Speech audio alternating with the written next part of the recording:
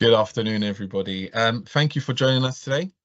My name is John. I'm pleased to present to you our webinar, where we will be focusing on what's new in Dynamics 365 Finance and Operations.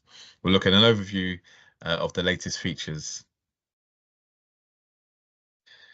So today's agenda, we're going to focus on the platform update plans for 2024, what's new and changed. We'll also have a demo, and then we'll end it with a Q&A at the end. So without further ado, let me introduce our speakers today.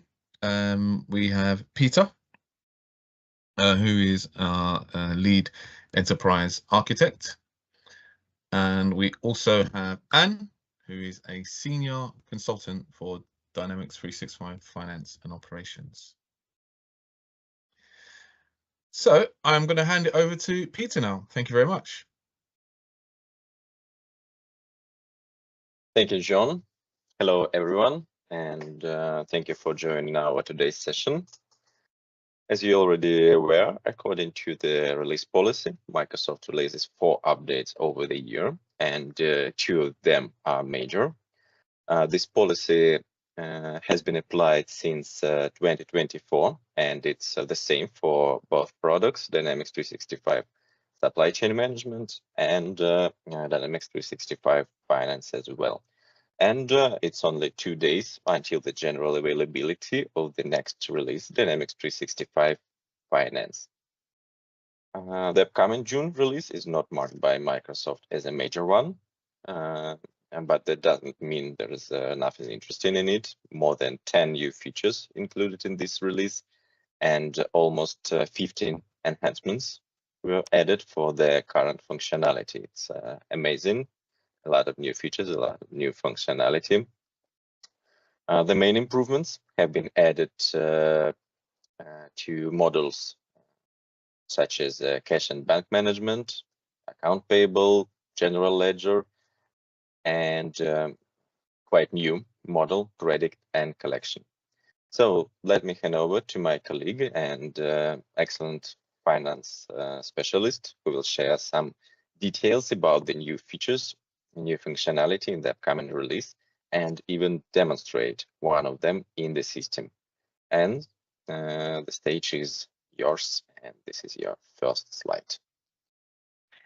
Thank you, Peter, and hello, everyone. And now I'm going to tell you about changes in the last version of Microsoft Dynamics 365 Finance. And first of all, some words about the cash and bank management module and feature number 1, bank account lifecycle management. This feature is expected as a preview.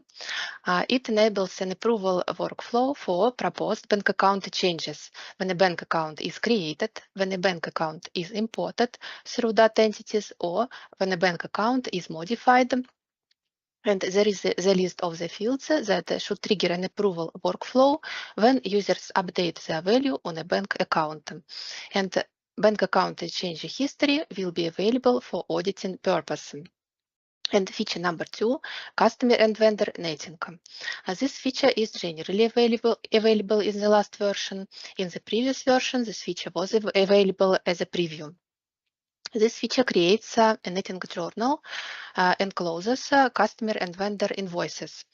A netting journal can be created manually and automatically based on predefined netting rules and running it through a batch job or process automation framework. And I'm going to give you more details how it works in several minutes. And next module, accounts payable, and next feature number 3. It allows to enter and post invoices, vendor invoices, with numbers exceeding 20 characters. If the company has not customized the code that extends the invoice number, to make sure that your data will not be truncated through vendor invoice posting, it's necessary to create a Microsoft Dynamics Lifecycle Services ticket to open the flight, and we can see the name of this flight on the screen.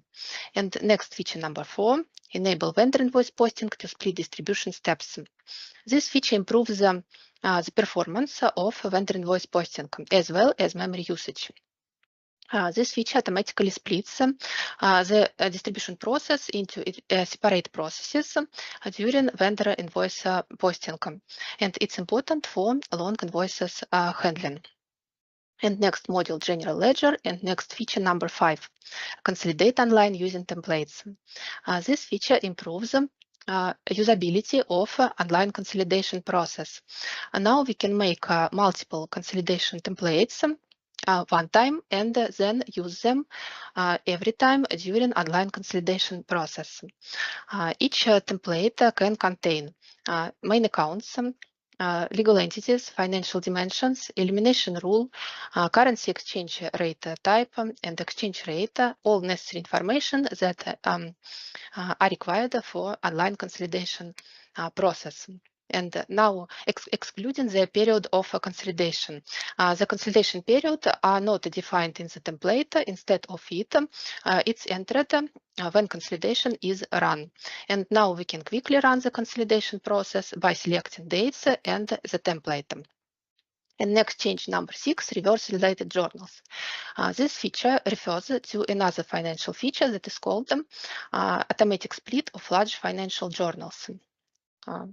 This feature is on by default. It allows automatically split large financial journals contained a lot of lines based on predefined lines limit instead of a lines limit that was defined at a journal name. And now Microsoft defines a lines limit as 1000 lines. In addition, this feature works in a batch mode, and all journals that created from the split have the reference to the parent original journal, and all lines of one voucher always remain in the same journal. When a user reverses the journal that is split, created from the split, all related journals are reversed.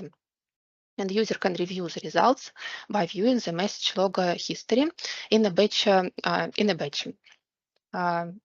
In addition, this function is supported only at a journal level. It means that the user can reverse individual lines without affecting other lines.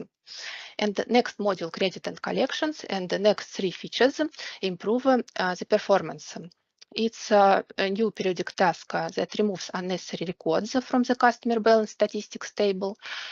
Customer payment journals that have an undisputed collection status are now faster, and the customer agent report performance is improved. And now, as I mentioned before, I'm going to tell you details about netting capability of customer and vendor balances. Peter, please change the slide.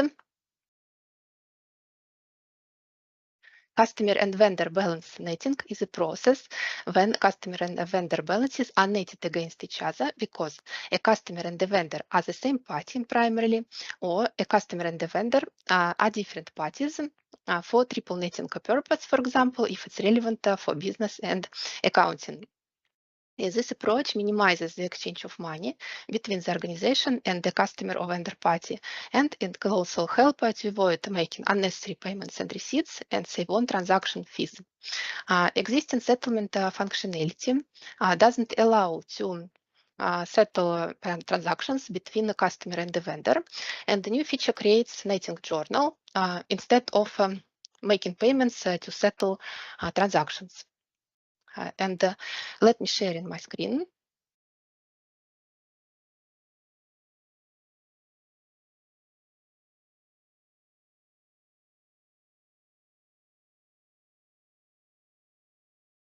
We can see a homepage of Microsoft Dynamics 365.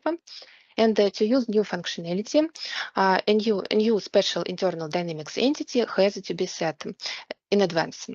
This new Dynamics entity is called netting agreement. Go to cash and bank management module, and after that netting group of items netting, and then netting agreements. For each netting agreement have to be set name and description, journal name with new journal type, customer and vendor netting, main account as a bridging account optionally together with financial dimensions. And on the Parties tab, we can select the couple of customer and vendor accounts. Between transactions of them, netting will be made. Each netting agreement can contain several lines. And we can also set start and end dates. System selects transactions with due dates that is included in this period of dates. And also we can select customer and vendor accounts within the same legal entities only. After all parameters are set, click Activate for activating the netting agreement.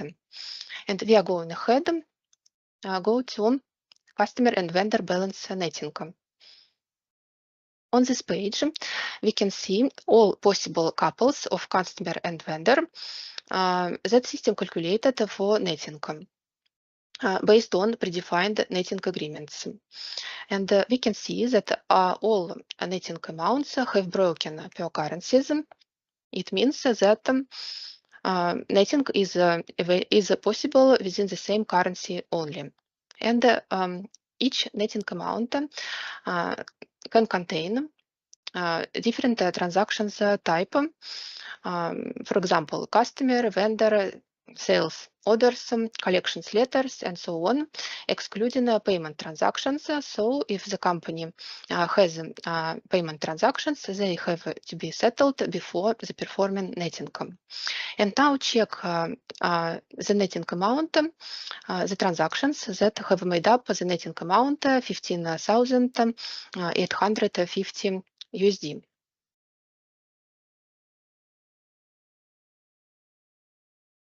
For this purpose, I duplicate this tab.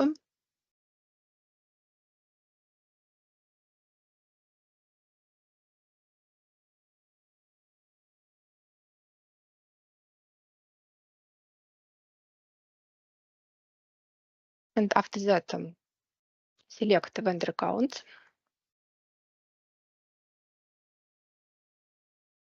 And after that, click transactions. On this page, we can set filter by currency, USD, apply, and sort this list by due date. We can see that first several lines, 4 lines, don't meet transaction type criteria. We can see payment transactions or have non-zero balance. So these transactions don't include in the netting amount. And invoices 1, 2, 3, and 5 are included in the netting amount because they meet all criteria: due date, transaction type, non-zero balance, currency.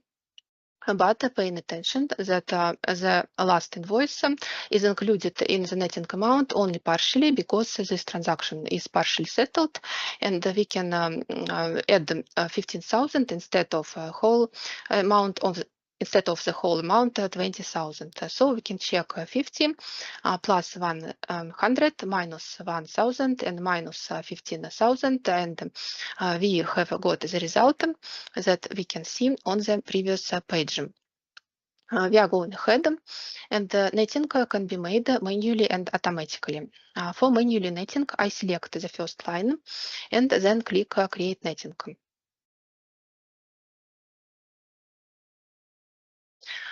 In the middle of this page, we can see open customer and vendor invoices that have made up a netting amount. And at the bottom of this page, we can see customer and vendor netting estimated amounts after netting in accounting and reporting currencies. And at the top of this page, we can enter netting posting date. This date can be earlier, later, or equal customer invoices date as you need. And for example, I set the last day of May. And after that, I mark selected invoices. And after that, I click post.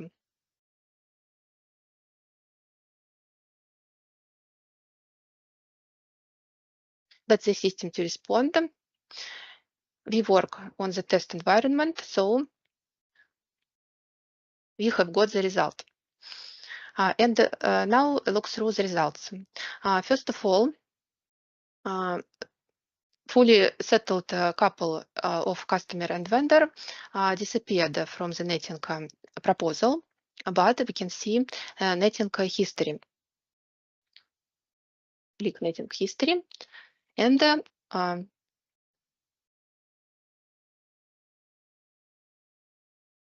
we can see history records with the status posted. Also, we can see content and voices, the number of content and voices, accounts, netting amount, netting currency, and so on. And from this page, we can also open details and to check invoices that have made up balances. Also, system created 2 new transactions with customer and vendor accounts with new transaction type. And we can check this fact on the previous page. I set filter by another currency. Apply. And I sort this list by due date.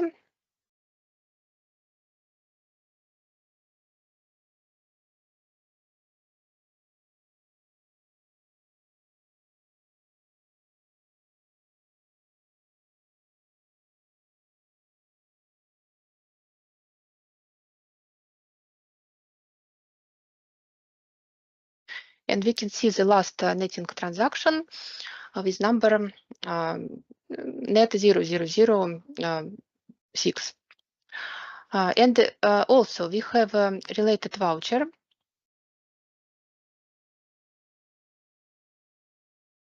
On the one side of the posting, we can see the liability account, accounts payable, and on the other side of the posting, we can see bridging account together with financial dimensions.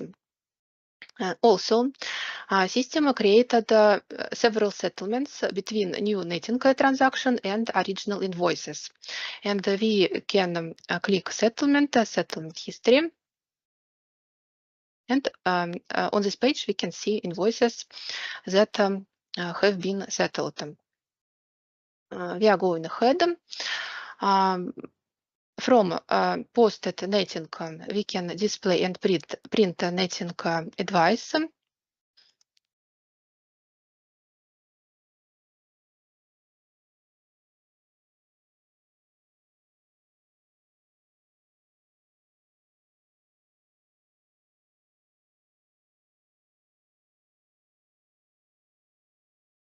This netting advice can be shared with the customer and vendor as a notification for netting.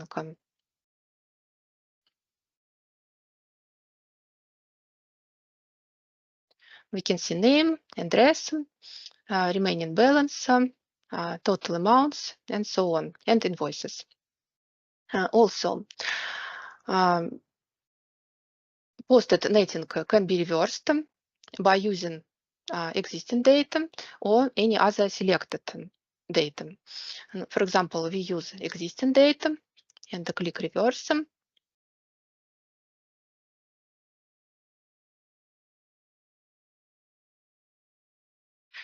During reverse, after reversal, we can see that the history records become reversed. The status is reversed. Also, system reverses new netting transactions for customer and vendor and unsettles original invoices. We have discovered manually netting, but there is a possibility of automatic netting, and for this purpose, another internal Dynamics entity has to be set. This entity is called netting rules. For each netting rule have to be set name and description, netting sequence that defines the method of invoices selection. And there are 4 different options by due date from newest to oldest, by due date from oldest to newest, by invoice balance from largest to smallest, and by invoice balance from smallest to largest. After that, we can set the scope of netting agreements and additional criteria if it's necessary. After all parameters are set, click Activate for activating netting rule, and after that, netting rule is ready for using. And we can run automatic netting by using two different ways: one-time automatic netting and automatic netting based on periodic basis. To run one-time automatic netting, click Customer and Vendor netting, select the first line, and after that, click Automatic netting. On this page, I can set netting rule, predefined netting rule. To enter netting posting date and invoice due date as an additional criteria. The toggle preview before posting is set to yes, and we can see that this process can be run in a batch mode if the previous toggle is set to no. After that, I click OK, and we will get the result. To run periodic automatic netting, go to Cash and Bank Management, Netting, Process Automation. On this page, create new process automation, select schedule type, a special entity for this framework, company USMF, and create series. On the next page, we can set schedule time and dates, occurrence pattern, repeat interval, and so on. And after that, I click next button, and we will get the result that looks like weekly view.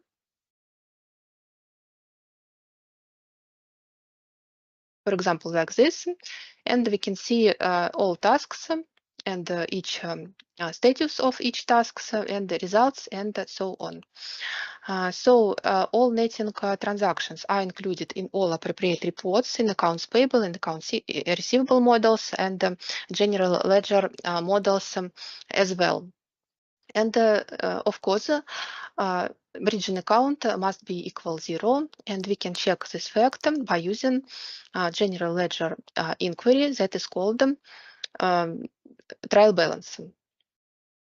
Go to general ledger, inquiries and reports, trial balance, and I set from date and to date, financial dimension set, for example, main account, and after that click calculate balances.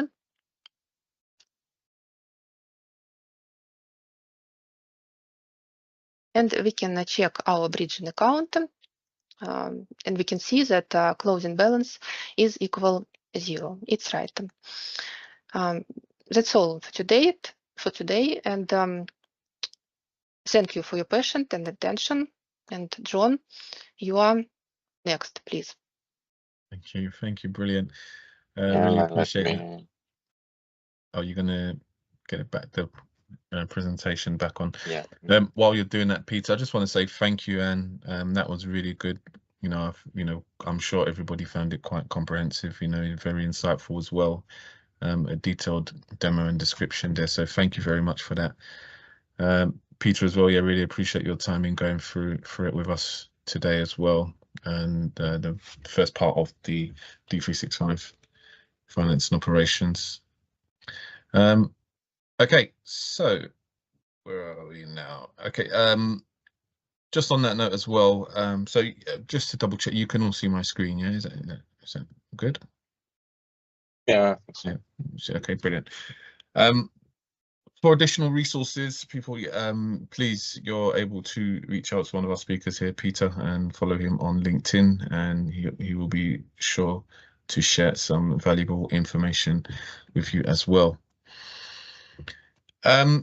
Again, kind of staying in line with what we've discussed today, Cloud Green our own solution here at Progression. You know, we're pleased to inform you that it's a solution that is going to be very supportive in, you know, for you if you have a D365 finance and operation customized environment. It's going to help with the, you know, putting together a strategy for the Microsoft release wave. So if you want to determine, you know, the influence of any update on your system from a technical perspective, Cloud Green would be useful for you. Also, efficiently and effectively prioritize tested scope of the updates in the system to minimize, you know, the time to market, and of course significantly reduce costs connected with each update. Documentation, preparation, and testing processes up to 3 times. So again, Cloud Green is something that could be very valuable for you if you are actually using D365 Finance and Operations. You've got a free trial as well, and be sure to take advantage of this. This is a good time to get involved with a tool like Cloud Green, considering Microsoft will be releasing the latest updates, and the major one in September. What's coming up next for ourselves and our webinar? So we'll have a little pause, but we will continue these kind of webinars focusing on the latest releases for supply chain management, which will be on the 10th of September. So an overview of the release of 10.041. And of course, on the 11th of September, we'll conduct the finance overview as well for 10.41 also. And just to remind you, if you want to get onto YouTube and have a look at previous webinars from Progression, you can do so as well. Right, so we're going to jump straight into the questions, and I saw there was a question here. So if anybody does have a question, you are able to post it in the chat, but there's one here from Nathaniel. So for the customer, vendor netting, does it only support a one-to-one relationship between customer and vendor, or does it support one customer to many vendors? Anne or Peter, you want to answer that? It's a question. It's a question for me, of course, because of financial issue. Okay, go for it. And within the same netting agreement, it's impossible to set this this relationship, but you can set multiple netting agreements, and to select in different netting agreements the same customer or vendor, and then activate these netting agreements and then use them. Brilliant, thanks, Anna. Nathaniel, I hope that answers your question. If you want to give us a little thumbs up if it does, or if not, if you've got something further to add, please do add it. I know okay, brilliant, thank you, Nathaniel. I know we are at time as well. We'd have another question from Kelly. So we'll just quickly go over that one because I know we are at time. Is there a possibility to select transactions for netting that had already been marked for settlement in another journal? Anne? Yes, there is this possibility. Okay. Short and sweet, that's it. I think, yeah, that's it. Okay, we are at time now, so I don't know if there's any more questions, but I think, yeah, if there is anything further, you're able to get in contact with us, and, you know, Peter and myself will be able to assist you. So if you want to have a look at more information from us, again, use the QR code. You can get onto the Progression LinkedIn page and website, and of course you'll find much more information on us there as well, and you'll be able to reach out to us on there as well. Thank you, everybody. Thank you again to our speakers. I think it was very useful, and we've had 2 great days of webinar sessions, so thank you very much, and hopefully we will all see you next time. Thank you, guys.